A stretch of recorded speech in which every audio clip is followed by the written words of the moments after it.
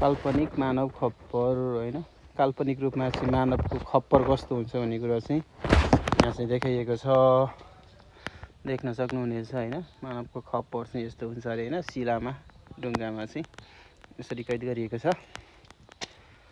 So अब finally चाहिँ यहाँ चाहिँ के को रुख रहेछ ल, यो चाहिँ पिपलको रुख जस्तो छ, ठुलो छ होइन। हामी यसरी जाँदैछौँ। ओ माई गड, मूर्तिकलामा चाहिँ एकदमै राम्रो देख्न सक्नुहुनेछ तपाईँ। यता पनि छ, यो देख्न सक्नुहुन्छ। म चाहिँ पहिलोचोटि फाइनली होइन, म चाहिँ पहिलोचोटि आएको हो। त्यसो त माडीमा भएर पनि होइन आउन पाइराखेको थिएन।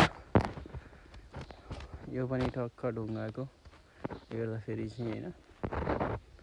ओ माई गड, बाघ रहेछ होइन, दामी। ल अब चाहिँ हामी माथि जाँदैछौँ। ढुङ्गाहरू हेर्नु होला, जङ्गलै जङ्गल छ, जङ्गलको बिचमा साथीहरू अगाडि गइसके जस्तो छ।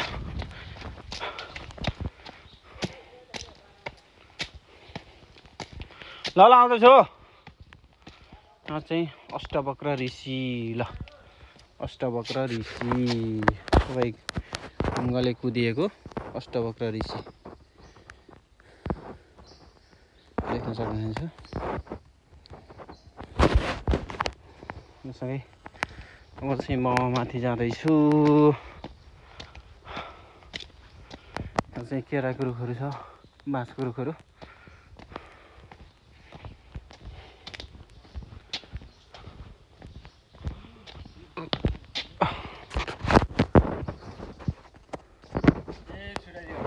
हेर्नु नि, हेर्नु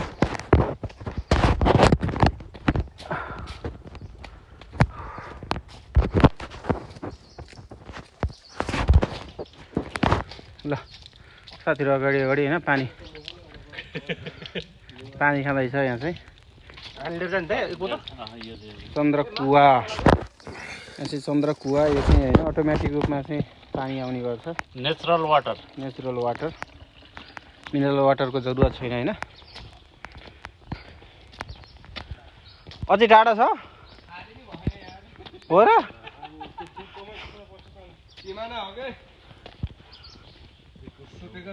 भारतसँगको सिमाना हो।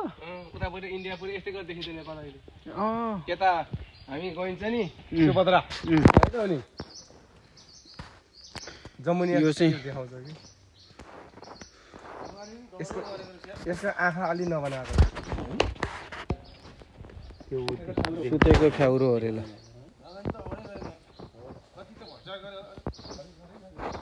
सुतेको फ्याउरो यो चाहिँ।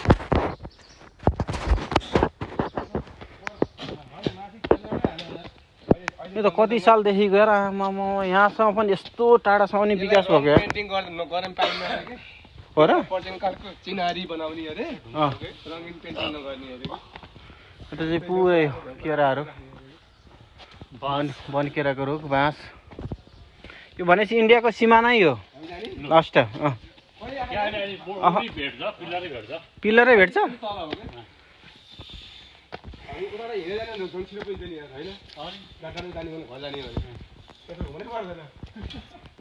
हो र?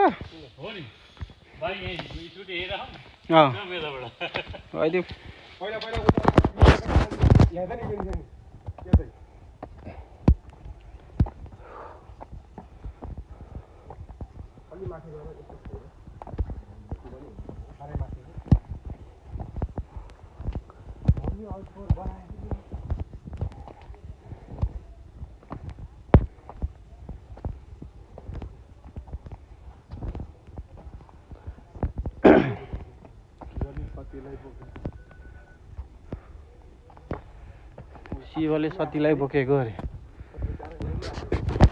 शिशोस्तानी कथामा चाहिँ हामीले सुनेको थियौँ होइन, शिवले सत्यदेवीलाई बोकेको, यसरी बोकेको रहेछ होइन।